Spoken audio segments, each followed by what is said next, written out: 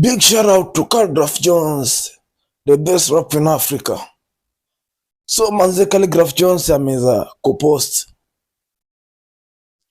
kuna ile dobo anafanya na Rick Ross.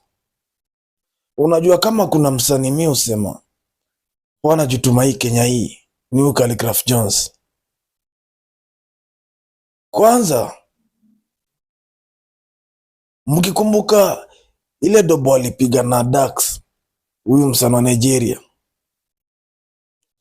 Khaligraph aliweza kumuosha sana.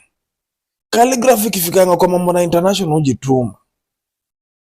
Ishu inakuanga hapa Kenya sasa.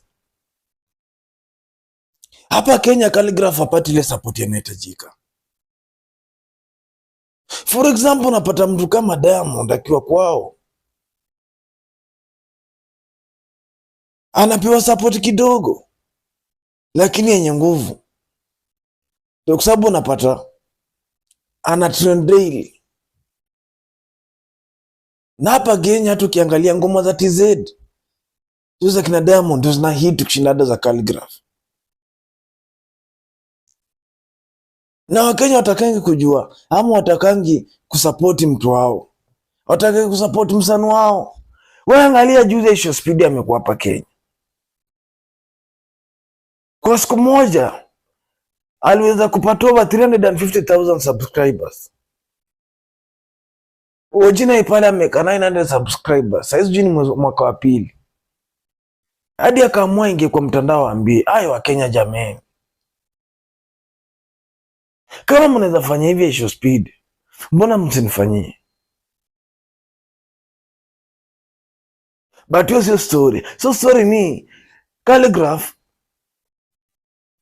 ameweza kumficha Rick Ross, na mndajua venye itakuwa doba fiti. Kwanza ikifikanga kwa international, Khaligraph ni mnoma. Angalia doba alifanya na Sarkodie. Ukuje sasa hii ya Dax alimuosha. Hasi ya Rick Ross, Rick Ross atajaribu kufanya vyote lakini mwisho wa siku Khaligraph atamuosha. Juu Khaligraph naye kwa vasu kwa base. So kama kuna msanii anaweza, tunasema kama msanii anaweza compare na Khaligraph hapa Kenya, ni Ska peke yake. Hiyo Khaligraph alishadmit ni Ska peke yake, Ska Mkardinali. Na Mkardinali naye pande yake anasema ni virusi mbaya.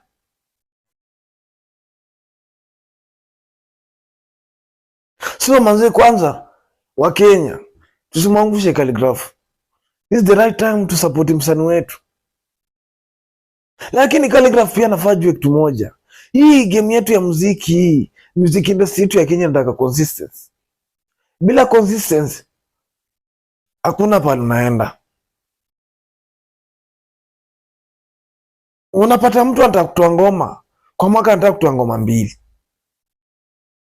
Wewe tupige tu example akina Diamond. Diamond kwa wiki unaweza pata kwa na ngoma 3.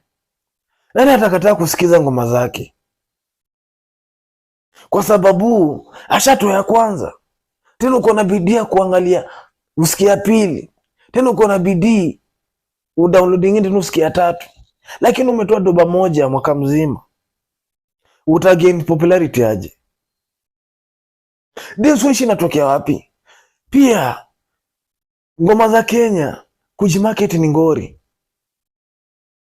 Unapata wasanii kujimarket ni ngori. Mtu akihit anafeel amefika, so ana sawadi na kujibrand. Napata kama kuna msanii mwenye anakuwa consistent kwa mambo yake akifanya, hata akiamua kupotea miaka na miaka na arudi apige doba fiti, ni Shinski peke yake. Ule ndo msanii hautampata na mambo na mbwembwe nini.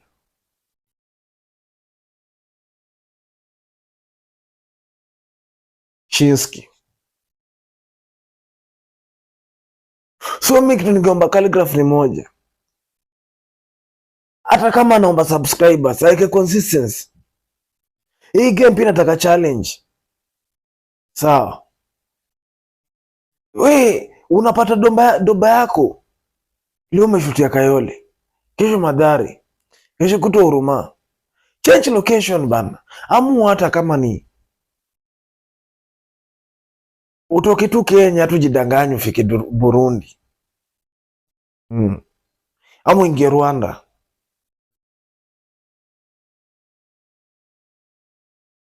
Hiyo utakuwa umeficha picha fulani. Labda sisi tunapenda ghetto life. Ngoma zetu ni ghetto life, ghetto life, ghetto life. Hadi siku gani? Na gang. Jaribu pia kuweka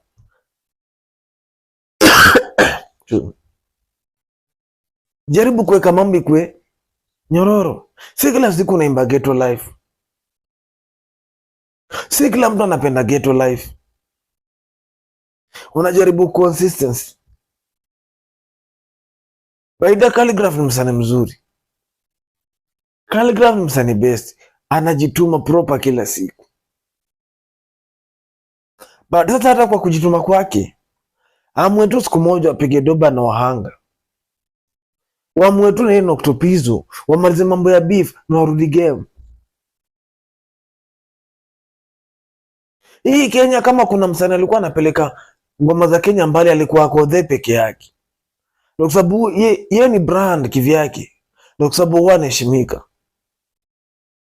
Akodhe alikuwa Mkenya wa kwanza kuimba na Mr Flavor. Sasa ukiangalia background yao sana wote, hata uulize ama angalie ngoma zao, wameficha Nigeria wangapi? Hakuna.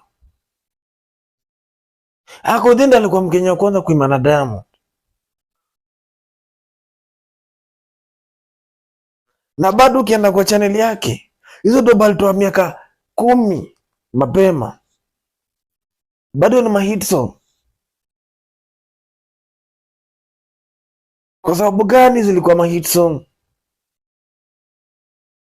Alikuwa anajibrand na kujipromote. Ndio maana tunajibrand na kujipromote. Unakuwa public figure. Unaacha kuwa underground artist ama local artist. So unakuwa ni bazenga kivyako. So unapata msanii anaimba tu ngoma moja na amepotea.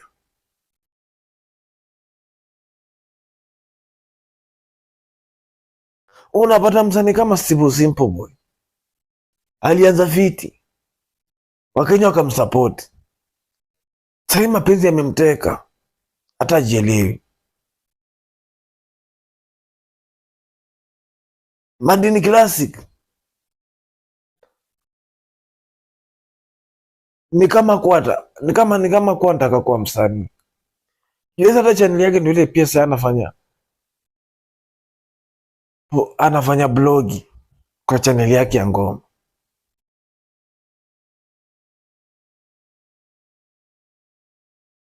Unapata hii Kenya ni kama Singapore, venye watu husema ni kama Singapore. But msanii usipojituma utatumika.